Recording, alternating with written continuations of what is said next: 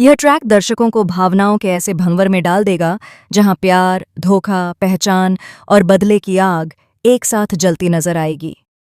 कहानी की शुरुआत उस पल से होती है जब नवाब अचानक हीर को साड़ी की दुकान पर लेकर आता है।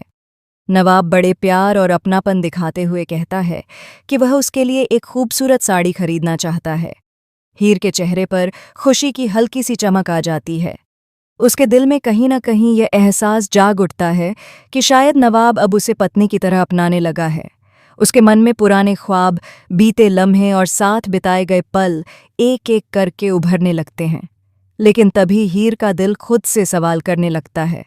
वह खुद को याद दिलाती है कि इस वक्त वह नवाब की पत्नी नहीं, बल्कि उसकी गर्लफ्रेंड बनकर उसके साथ खड़ी है। यह सोच उसके दिल को अंदर से तोड़ देती है।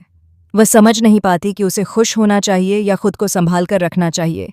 एक तरफ उसका दिल नवाब के करीब जाने को मचलता है, तो दूसरी तरफ उसका दिमाग उसे सावधान रहने की चेतावनी देता है। साड़ी की दुकान में हीर की नज़र उन साड़ियों पर जाती है जिन्हें उसने कभी दुल्हन बनकर पहनने के सपने देखे थे। हर रंग और हर डिज़ाइन उसे उसके बीते हुए रिश्ते की याद दिला देता है। नवाब उसकी खामोशी को महसूस तो करता है, लेकिन कुछ कह नहीं पाता। तभी हीर अचानक नवाब से सवाल कर बैठती है कि आखिर वह उसे साड़ी किस हैसियत से दिला रहा है। क्या वह उसकी गर्लफ्रेंड है या कुछ और? यह सवाल सुनकर नवाब थोड़ा असहज हो जाता है, लेकिन वह बात को संभालते हुए कहता है कि वह उसे अपने पापा की सालगिरह की पार्टी में साथ ले जाना चाहता है। यह सुनते ही हीर के पैरों तले जमीन खिसक जाती है। उसका दिल जोर जोर से धड़कने लगता है। उसे याद आता है कि वही घर उसका ससुराल है, वही जगह उसकी पहचान है और वही लोग उसकी जिंदगी का सबसे बड़ा सच जानते हैं। हीर के दिमाग में सवालों का तूफान उठने लगता है। अगर वह वहां गई तो क्या होगा? क्या वह खुद को छुपा पाएगी? क्या उसका सच सामने आ जाएगा? क्या नवाब उसे पहचान पाएगा या फिर वह अब भी अंधेरे में रहेगा?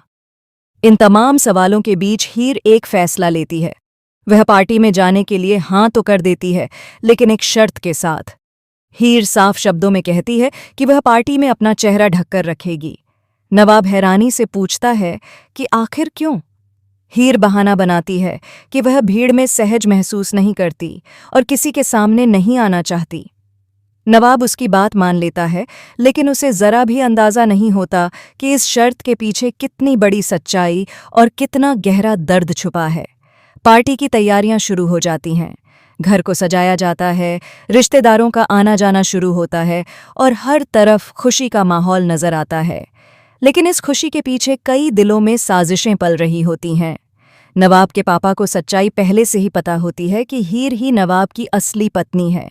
वह सब कुछ जानते हुए भी चुप रहते हैं, क्योंकि वह देखना चाहते हैं कि आखिर कब और कैसे सच सामने आता है। दूसरी तरफ घर के बाकी सदस्य इस सच्चाई से बिल्कुल अनजान होते हैं, खासकर नवाब की माँ, जिनका गुस्सा और नफरत किसी से छुपी नहीं है। जैसे ही उनकी नज़र उस रहस्यमयी लड़की पर पड़ती है जो चेहरा ढककर पार्टी में आती है, उनका शक और गहरा हो जाता है। उन्हें लगता है कि यह लड़की जरूर कुछ छुपा रही है। हीर पार्टी में हर कदम फूंक फूंक कर रखती है। वह कोशिश करती है कि किसी की नज़र ज्यादा देर तक उस पर न टिके, लेकिन किस्मत को कुछ और ही मंजूर होता है।